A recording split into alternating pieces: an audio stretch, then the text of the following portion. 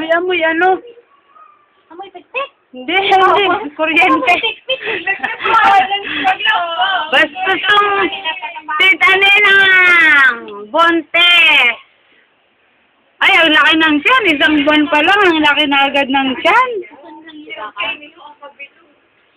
Si Bia din tawa. Ito sa may ano ko. Jap. May bitisa. Jap.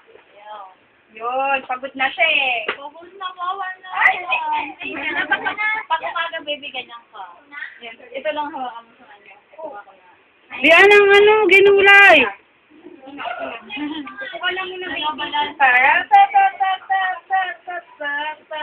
Ay, ang galing naman ng ra.